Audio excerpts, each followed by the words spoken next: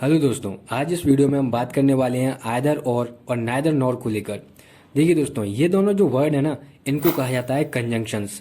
और ये कौन से कंजंक्शन है? तो इनको कहा जाता है कोरिलेटिव कंजंक्शंस। अब आप पूछोगे ये क्या होता है? तो देखिए, कोरिलेटिव कंजंक्शंस वो कंजंक्शन होते हैं जो हमेशा पेयर में यूज किए जाते हैं, जो हमेशा जोड़े में यूज किए जाते हैं।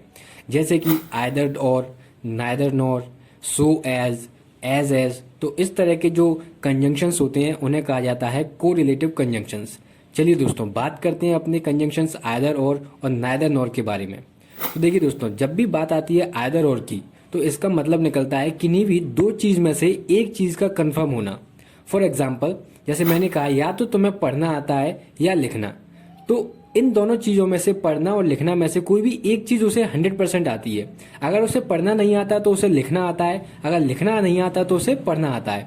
तो जब भी कुछ इस तरह का सेंस निकले कि या तो तुम्हें पानी पीना आता है या फिर दूध पीना, तो इन दोनों में से एक चीज कंफर्म होगी यहाँ पर। ठीक है, चलिए इस वर्ड को और अच्छे से समझने की कोशिश करते हैं with the help of examples. देखिए दोस्तों, पहला एग्जाम्पल है यहाँ पर, आइदर यू और your brother has done it. अब इसका क्या मतलब हुआ? इसका मतलब हुआ कि या तो ये तुमने या फिर तुम्हारे भाई ने किया है।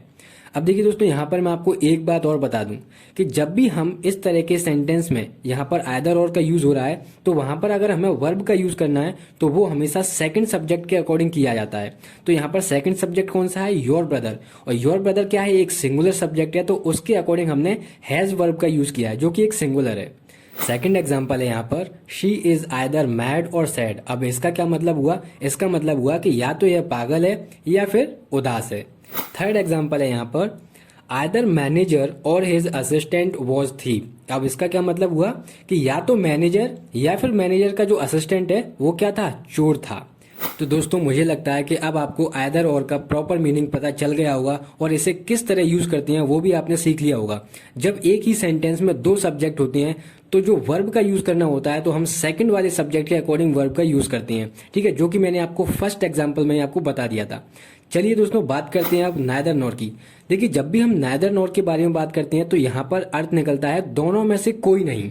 जैसे मैंने कहा कि ना तो तुम पढ़ना जानते हो और ना ही लिखना, तो उसे दोनों में से कोई सा भी काम नहीं आता है। ना ही उसको पढ़ना आता है और ना ही उसको लिखना आता है। चलिए और अच्छे से समझते हैं with the help of examples.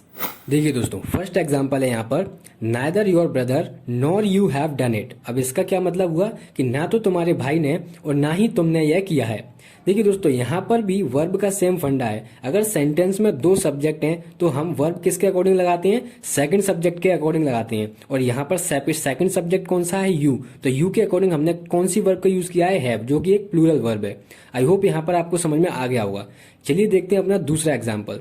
दूसरा एग्जाम्पल है यहाँ पर, I can neither read nor right French. मतलब कि ना तो मैं फ्रेंच पढ़ सकता हूँ और ना ही मैं उसे लिख सकता हूँ। थर्ड एग्जाम्पल है यहाँ पर, neither her mother nor her sister met me. अब इसका क्या मतलब हुआ कि ना तो उसकी माँ और ना ही उसकी बहन मुझसे मिली। तो दोस्तों, ये था आइदर और नाइदर नॉर को लेकर एक छोटा सा वीडियो। आई होप आपको ये इन्फॉर्मेटिव लगा होगा। अगर वीडियो इन्फॉर्मेटिव लगा है तो आप लाइक कर सकते हैं, अपने छोटे भाई बहनों के साथ या फिर अपने फ्रेंड सर्कल में से शेयर कर सकते हैं।